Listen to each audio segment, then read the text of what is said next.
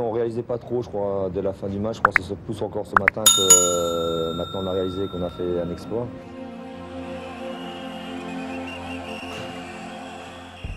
C'était des jeunes libérés, des jeunes insouciants.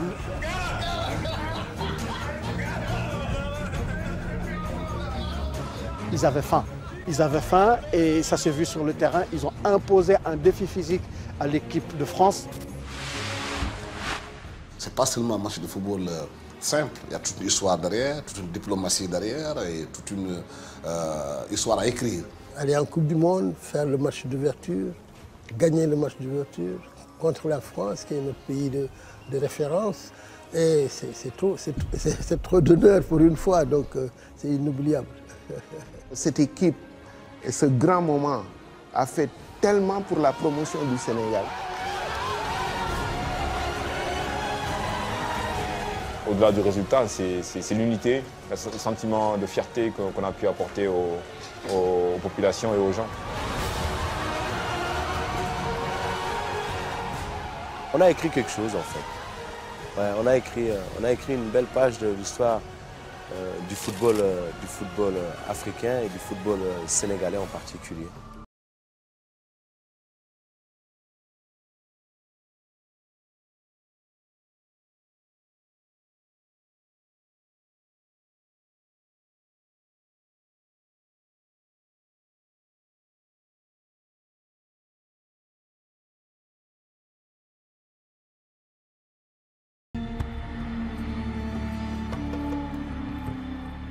Le Sénégal est marqué à jamais par l'épopée de ses footballeurs lors de la Coupe du Monde 2002, en Corée du Sud et au Japon.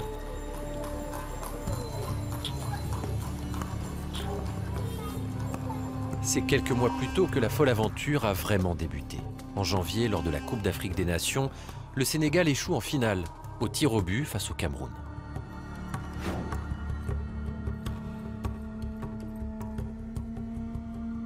L'esprit de cette année-là, c'est l'esprit qui nous a toujours habité, c'est-à-dire Demba Dier en wolof. Ça veut dire aller jusqu'au bout du bout, Demba Dier.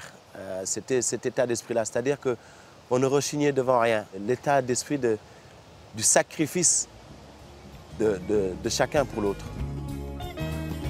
L'équipe est soudée, mais elle défraye parfois la chronique par ses excès. Il y a eu des clashs. Il y a eu des clashs, notamment moi avec Pape Sarr. Il y a eu des histoires quand même qui étaient rudes. Mais les gens avaient la force de regarder l'intérêt du groupe et d'avancer. Mais on se disait les choses face à face. Ça nous arrivait d'en arriver aux mains. Mais voilà, la minute d'après, c'était fini. Pourquoi? Parce qu'il fallait que... Pas d'hypocrisie. On était vraiment des amis.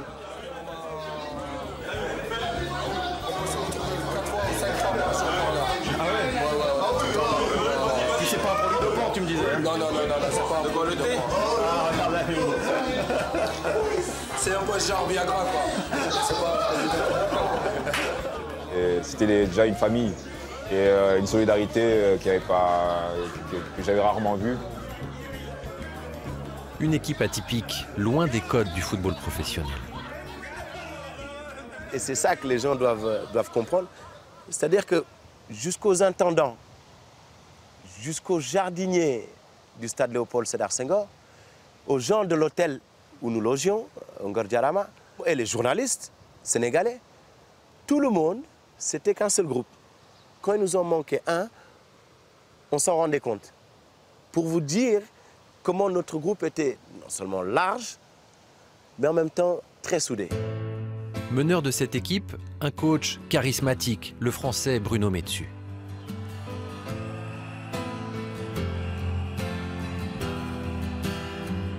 Il comprend immédiatement l'énergie qui habite ce groupe. Bruno, c'était l'initiateur de toutes ces choses-là.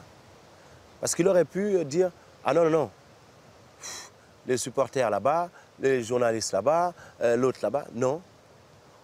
Parce que lui aussi se rendait compte qu'on avait besoin de ça.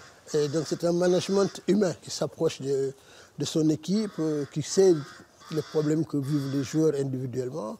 Et il leur disait, je vous donne tout ce que vous voulez en dehors du terrain, vous faites ce que vous voulez à vos heures creuses, mais sur le terrain, rendez-moi ce que je veux. Et c'est comme ça que ça marchait. Il sortait avec ses joueurs, c'était quasiment un papa, un oncle, un protecteur, un conseiller pour tous ces gamins-là. Et il a su, à travers ce style de management, tirer le meilleur de chacun de ses joueurs. Ça raffermissait les liens, ça consolidait la dynamique de groupe et ça faisait que les gens, au-delà même de coéquipiers, de collègues sur le terrain, devenaient, entre guillemets, de vrais potes. Bruno Metsu aime le mode de vie des Lions de la Teranga. Dès son arrivée à la tête de la sélection, il tombe sous le charme. Khalilou Fadiga se souvient de sa première rencontre en dehors du terrain avec son entraîneur. On l'a appelé en lui disant qu'il y avait une soirée qui était organisée et que c'était obligatoire pour lui d'être présent. On n'attendait que lui. Tout le monde était là, tous les joueurs étaient là. Et il a dit, ok, d'accord, j'arrive, c'est où? Et on lui a dit, c'est chez toi. Il a dit, donc, bande de... vous faites une fête chez moi. On lui a dit, ouais. On fait une fête chez toi et tu es sympathiquement convié. Voilà, cette anecdote-là, ça peut... peut-être un autre entraîneur l'aurait pris mal. Lui, au contraire, l'a pris avec beaucoup de joie et ça l'a vraiment fait marrer, quoi. 24 mai 2002. Un élan de sympathie accompagne l'équipe du Sénégal. À une semaine du premier match de Coupe du Monde de leur histoire, les Lions de la Teranga débarquent en Corée du Sud et suscitent la curiosité. Vas-y, arrête un peu comment on se sent bien. Qu'est-ce qu'il y a? On est la petite équipe qui vient d'ici pour apprendre, pour essayer de jouer ses coups à fond et de gagner ses chances. La star de l'équipe, El Hadji Diouf, reste très mesuré dans ses propos. Le sort a gâté les Lions. En match d'ouverture, ils affrontent la France, championne d'Europe et championne du monde en titre.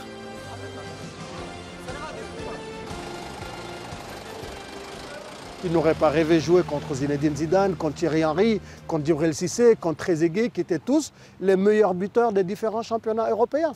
C'était le Graal, quoi, si vous voulez, c'était la rencontre rêvée. Et en plus, en Mondiovision, sur un match d'ouverture, sur une Coupe du Monde, c'était la meilleure plateforme marketing pour notre football, pour notre jeunesse et pour notre peuple.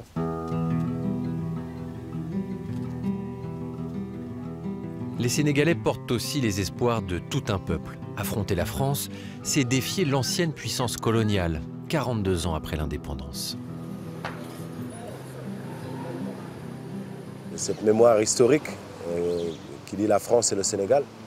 Et donc voilà, pour nous, c'était un match qu'on se devait de jouer avec toute notre détermination pour nos parents et pour nos ancêtres.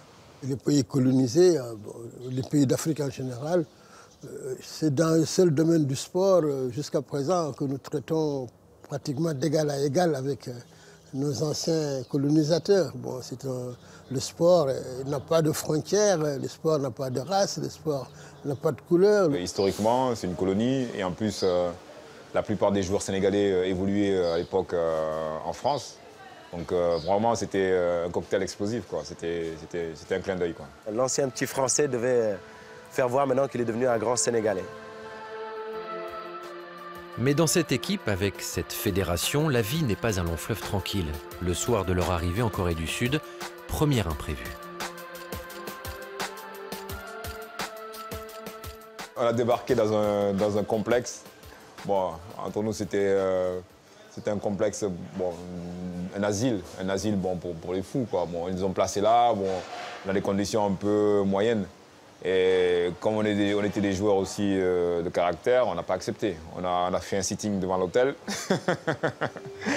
et on a exigé d'avoir de meilleures conditions.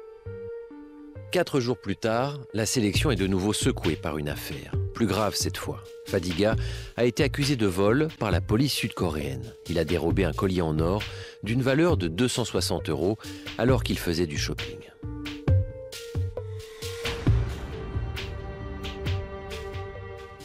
Ça arrive dans les équipes pro, et dans plusieurs équipes pro, ça est arrivé. Je dis, bon, je peux le prendre sans qu'on me voie, etc. On fait un pari, etc. J'ai voulu donner à l'incidence une mesure telle qu'elle n'ait pas d'incidence sur le groupe. Donc on a juste décidé, plus de moi, qu'il fallait qu'il joue.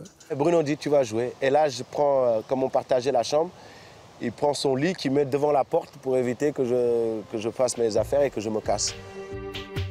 Khalilou Fadiga est désemparé. Il veut quitter le pays. Je voulais partir, mais le fait d'avoir eu le soutien de personnes très importantes, le fait d'avoir eu le soutien du peuple d'abord, du peuple sénégalais, de ma famille, ça m'a requinqué.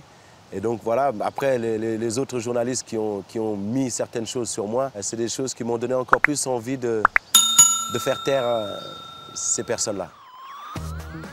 L'épisode est vite effacé et les Lions se ressaisissent pour le match d'ouverture. La veille de celui-ci, les Français décident de ne pas reconnaître le stade où se déroulera la rencontre, comme le veut la tradition, et de ne pas s'y entraîner. De l'arrogance, estiment les Sénégalais. Pour eux, le match a déjà commencé. C'est vrai que la veille du match contre la France, nous avions déjà commencé notre match. Parce que tout simplement, on était pressés d'en découdre. Parce qu'on a vraiment senti ce manque de respect de la part des dirigeants français.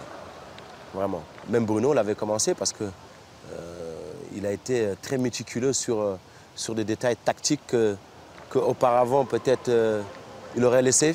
Mais là, hors de question pour lui de laisser ne serait-ce que 50 cm la défense qui ne s'aligne pas.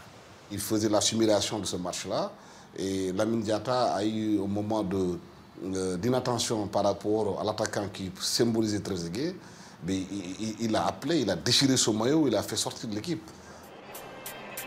Incident sans gravité mais qui démontre toute la détermination des Sénégalais.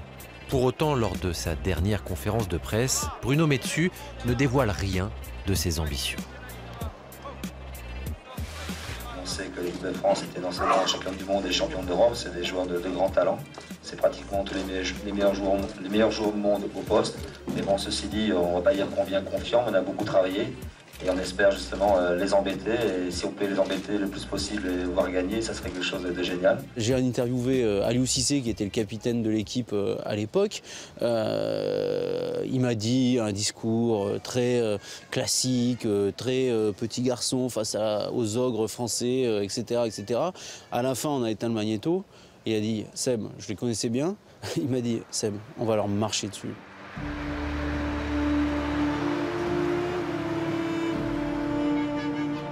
Pour les Sénégalais, la causerie d'avant-match est intense, chargée d'histoire. Grâce à un message enregistré, le président de la République, Abdoulaye Wade, rappelle aux joueurs les ambitions du peuple sénégalais. Et quand la bande était en train de se dérouler, on pouvait même entendre les mouches voler. Tellement qu'en regardant le visage des joueurs et des gens qui assistaient à cela, que les gens vivaient pleinement ce message. Mais Bruno, il est resté lui-même après ce message. Lors de son briefing, il faut regarder l'homme qui se métamorphosait presque. Un visage de feu très grave, qui savait par l'intonation de sa voix, avec les expressions qu'il utilisait, en disant à ces jeunes, aujourd'hui c'est votre jour. Je suis convaincu que vous répondrez à l'attente, parce que vous n'avez rien à perdre. Faites de ce match un match où seul le football nous intéressera. Jouez sur vos qualités. La confiance que j'ai en vous, que le peuple a en vous, ne fera que s'agrandir. Donc c'est votre jour, c'est votre match. Jouez-le, et pleinement.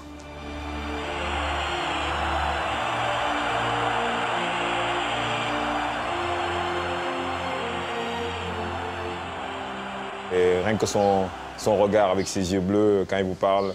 Et quand vous voyez son engagement, quand vous sortez de là, vous êtes remonté et pour obtenir n'importe quoi. Parce que les joueurs vont se sacrifier pour lui. Vraiment, on était convaincus. On était convaincus que la France n'allait pas nous battre. 31 mai 2002, 13h30 à Paris, 1 heure de moins à Dakar. France-Sénégal en ouverture de la Coupe du Monde de football. À l'hymne sénégalais, ouais, là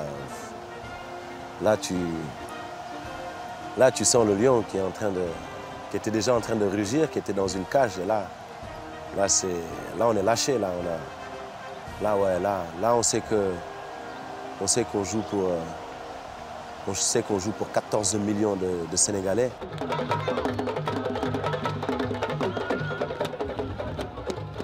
On est rentré dans cette rencontre comme si notre vie en dépendait. Ouais. C'était une boucherie. Non, mais c'était un engagement et le capitaine Aliou Cissé, positionné devant la défense, au moment, je ne sais plus si c'est Djorkaeff qui passe, il tacle et après il plonge avec la tête en première pour lui prendre le ballon. Il tacle avec la tête carrément. Pour vous dire qu'il avait envie de rien lâcher. On avait l'impression que l'équipe de France jouait contre 15 joueurs ou 20 joueurs. Tellement les Sénégalais étaient motivés sur le terrain, ils avaient une occupation rationnelle de la pelouse.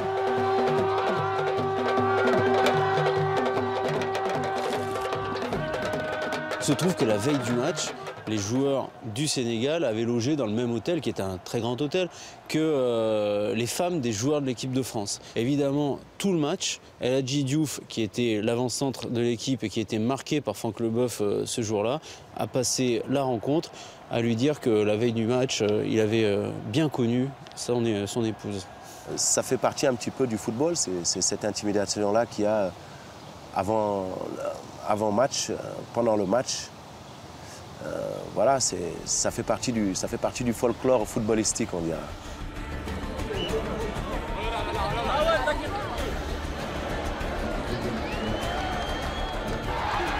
À la 22e minute, David Trezeguet frappe sur le poteau.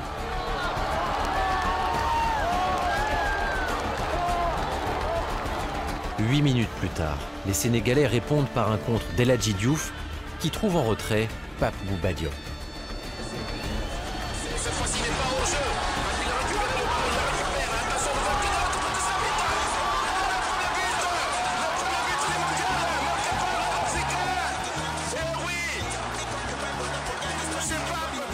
Le match est débridé. En deuxième mi-temps, Fadiga bute sur la barre transversale. 1 minute plus tard, c'est au tour de Thierry Henry de trouver un montant. Le score ne bouge pas. Le Sénégal réalise l'exploit 1-0 face aux champions du monde.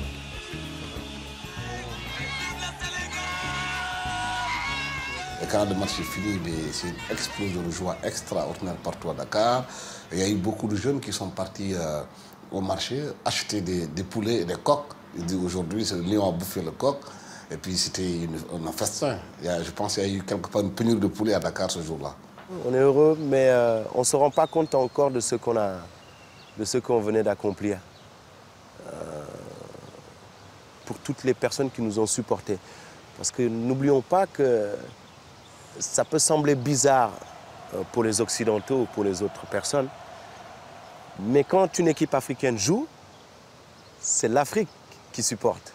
On avait des fax de dirigeants africains, de joueurs africains qui n'étaient pas là, qui n'étaient pas à la Coupe du Monde, qui nous ont envoyé un fax pour nous encourager.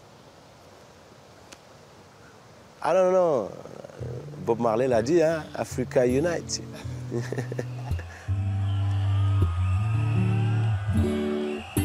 Cette victoire ne doit rien au hasard. Le Sénégal termine la Coupe du Monde en quart de finale, éliminé par un but en or face à la Turquie. Aujourd'hui encore, cette aventure reste le meilleur résultat d'une équipe africaine en Coupe du Monde, et pour les Sénégalais, bien plus encore.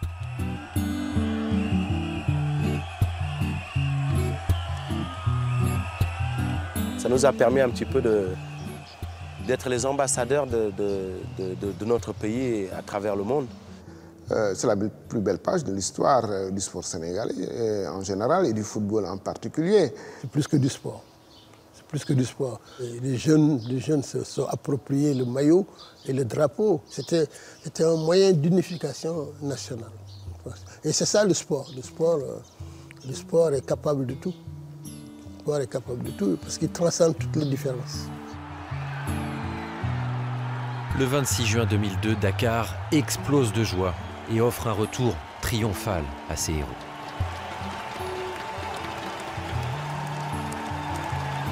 C'était dingue. C'était dingue. C'était dingue. On voyait les gens de tout âge, de toute religion. Le Sénégal ne faisait qu'un. Et là, ça fait... ouais, t'es content, t'es fier. Tu dis que tu as quand même, ne serait-ce qu'un tout petit peu, tu as participé à cet événement, tu as participé à cette épopée exceptionnelle. 11 ans plus tard, Bruno Metsu, l'entraîneur emblématique des Lions de la Teranga, est décédé des suites d'un cancer à l'âge de 59 ans. Lors de ses funérailles, symbole fort des liens tissés par ces hommes, son cercueil était porté par ses anciens joueurs. Selon ses dernières volontés, l'entraîneur français repose désormais à Dakar.